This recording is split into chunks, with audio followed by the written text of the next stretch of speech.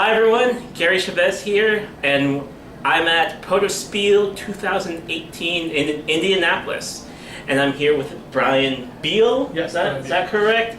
All right. So Brian Beal, what kind of game do you have for us right now? So this is Kingdom of Light. Mm-hmm. Kingdom of Light uses a mechanic I designed. So Beautiful cards. in these games, Mm-hmm. when I design my games, I usually first design a mechanic. Yeah. So the mechanic that this game is going to work under Mm-hmm. is on your turn, you're going to play a card. Yes. You're going to play a card, everyone does it on their turn. When you play a card, it will give you energy. Now, energy is going to be marked on your cards. Mm-hmm. There's a lot of components to this game, so I'm just going to be pulling out some fairly at random. So, you play cards, get energy. Energy is represented on your board. Mm-hmm. You're going to turn it this way. Mm-hmm. As you get energy, it'll move up. Once you We'll get get a B-roll with this. Let's take a look at it.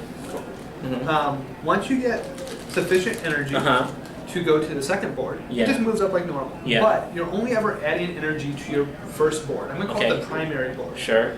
So I play another card. Here, let me get the cards that you play. Hopefully they're not too hidden away. Once again, lots of components in these games. Here we go. Of course, they're all stuck together, but that's all right. So let's just say in a hypothetical situation, I keep playing this card. I have more cards in my hand, and somehow I just keep on playing the same one. So I play a card. It says, hey, you get 2 green energy. So I go 1, 2. Yeah. Next turn, I play the same card. I get 2 green energy. Okay. 1, 2. Now, this energy is on the second board. This is the secondary board, I'll call it. I now play the exact same card somehow. I go up 2, but it's only ever added to your commoner board, your primary board. Okay. So it's going to go 1, 2. Now, I want this to go up more. Sure. For reasons in the game. It depends on the scenario.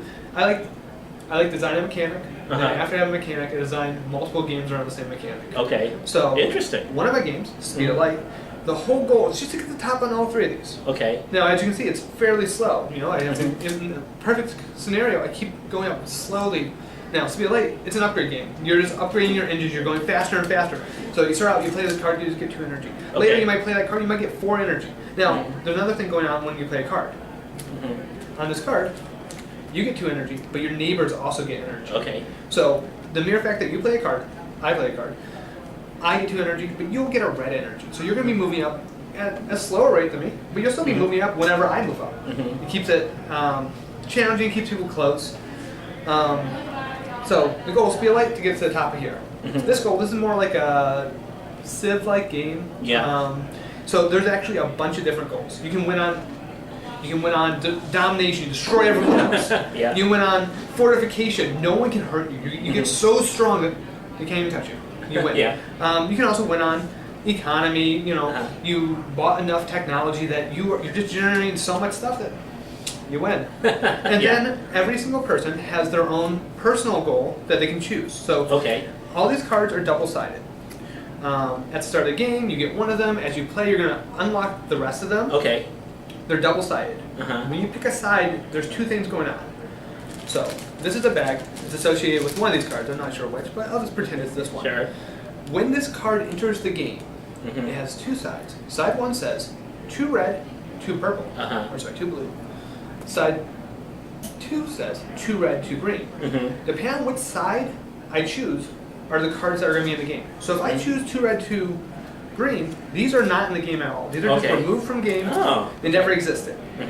Once these enter the game, people can buy them, they can upgrade with them. It makes it so that each game has a million branches. Okay. And, as I said, you also have an option. Your last card will always have an alternate win condition. Okay. So it says, you win if X. It's not that easy. You have to do a bunch of stuff. It's a little bit harder than any of the standard win conditions, but if you've been building your entire empire, your entire kingdom, towards it, then the idea is, now it's clear. You're going to do this thing. You have all the tools to do it. That's how you're building your empire. Okay. On the other hand, if you choose not to, you can always choose the other side. The other side will have a fairly strong power that you can do, multiple times in the game. And so that's basically what you're trying to do. Okay. As I mentioned earlier, you can win by crushing everyone else. But Yeah. I don't believe in player elimination. Okay. I think it's a mechanic that can be used right, but Yeah. I'm going to avoid Prefer it. not to use it. So what I do instead is I have these resurrection cards. Oh. So if you've been taken out of the game, so you're going to have a health bar. The health bar is generated based off what kingdoms you chose. It's going to have different stuff in it. Once again, each one's going to be a little bit different based on what you're doing. But if you lose all your health in your health bar, you take a resurrection card. You actually take two, choose one, take two, pick one, and they have a wall of text on them. They basically say one of two different things. They say, you may re-enter the game if you do X, Y, and Z. Okay. And once again, X, Y, and Z is not super hard. It's something you can do. It's basically if you don't do it right away, someone else will probably win on domination because they've knocked everyone else out. Okay. The sooner you do it, the sooner you're back in the game. You come back in with most of your health or all your health, depending on which one it is, and you're back in. You sometimes are even in a better place than when you got knocked out. Oh. It keeps you in the game. People can't attack you when you're knocked out. They just gives you a little moment to build back up. Sure. The other option is, and this is something like a timer, where it says, hey, you're out of the game. You're out of the game, but you can actually still win. You win the game if you do, once again, X, Y, or Z. Okay. Now, these are going to be harder. These are going to be the hardest ways to win the game. But no one can hurt you. No one's going to be attacking you. All you have to do is, do the right things at the right time, play the right cards, hope for a little bit of luck from your friends, and go for it. Okay. Yeah. So, how long have you been working on this? I've been working on this one for about 2 months. Okay. Yeah, it's... More than 2 months? That's great. Yeah, so my basic design tenet is I come up with an idea. I think it over, whenever I have any downtime at all. I'm always thinking over new games. I don't believe in being bored. I don't look at my phone. I think a lot. I think a lot about games. I think about corner cases in games. Think about what would happen if I introduced new players, took off new players. I think it all out. Then I have a giant spreadsheet. And I only work in spreadsheets. And I start off with the rules. And so I start off with a phase. What's the phases of a turn? What's going to happen on any one player's turn? I believe strongly in it's my turn, but I interact with the players around me. Okay. I really think that there should never be a situation where it's my turn and everyone else is falling asleep. So I think about the turn, and I put down all the phases in a turn. And then I say, all right, now I have a turn. What's the goals of the game? Now, there should be some that should be in there, otherwise I wouldn't know what you're doing turns for. I think having the goals of the game is especially design goals and for goals for the player. So Brian, if you met a new designer, someone who's just starting, what kind of advice would you give them, taking from what you've learned over the past couple of years about game design? Definitely take all criticism. Really listen to it. I've played games where I was in the middle of playtesting and I realized that the people who are playing it, this was not the style of game for them. We get to the end and they clearly didn't enjoy it, but the suggestions they gave made it a better game. So it is really hard to, sometimes people rip your games apart. And you think, well, they just don't understand. And the answer is they may not understand, but you should take any advice you can get. Especially when it's free.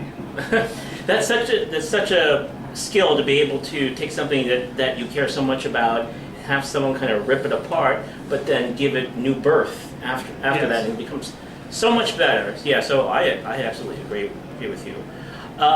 If someone wanted to see all the games that you've been working on, keep in touch with you, what's the best way to do that? You have a Facebook page, you have a website? I have a website. It's Ace Deuce Games. I think it's like /WordPress/.com. We'll put a big banner there. But Ace Deuce Games. Ace Deuce Games. Okay, great. Well, thank you for letting me interview you, and good luck with your game. Well, thank you.